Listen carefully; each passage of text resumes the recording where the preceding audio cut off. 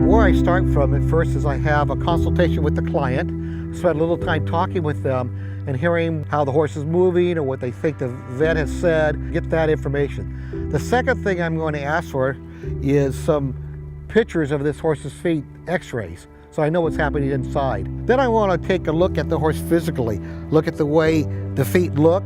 You see some ripples going in the cornet band, a heavy dish here, and a shoe ram forward. I want to take a look how they hoof test out with a hoof tester.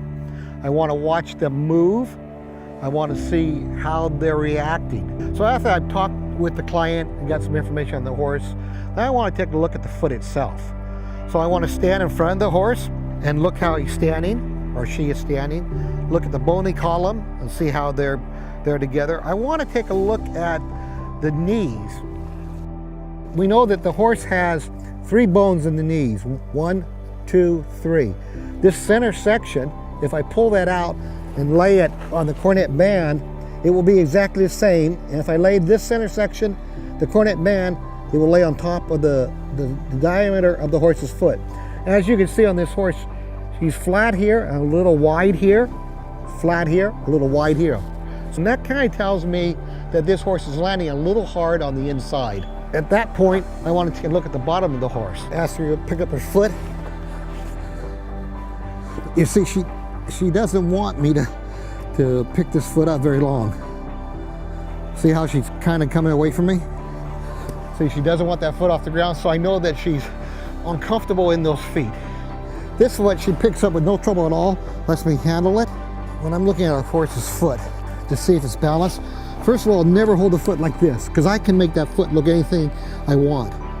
Never hold there. You always reach back here to the pastern, let the foot fall where it wants to fall, and then look down through the shoulder. Don't pull it out here, don't push it in there, just let it fall naturally, and let it find where it wants to go.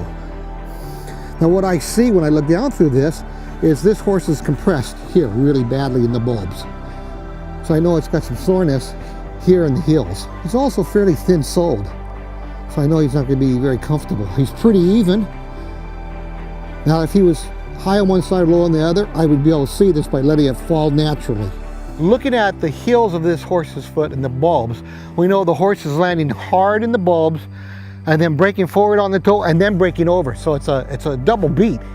It's a little ran forward in the toe. I think that, remember I said I wanted x-rays? So I'm seeing the results in the capsule, and the x-rays will tell me how to trim the foot to get it back where it belongs.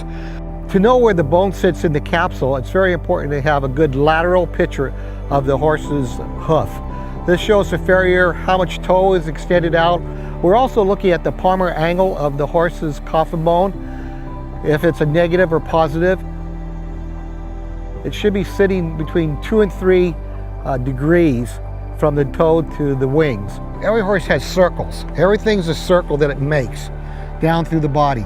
So when a horse moves, this rotates down and around, and that overtakes the knee rotates down and around, and down to the pastern, it rotates down and around, and into the coffin bone joint, and then down into the foot. So that as we watch a horse move, we see these big circles overlapping each other.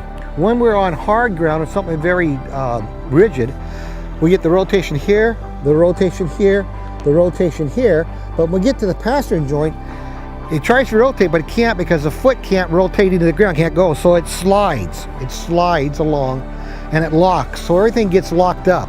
It's very important when you're looking at a horse's gait that you have a softer ground so the body and the rotation of all the joints are correct and not locking up on harder ground and not be able to see how it really rotates.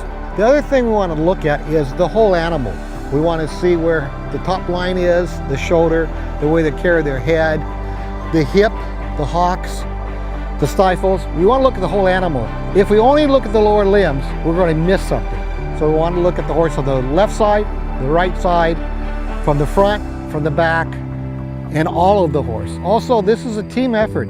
I need to talk to the trainer, the rider, the veterinarian, whoever is involved in their team with this horse, so we're all on the same page, we're working as a team.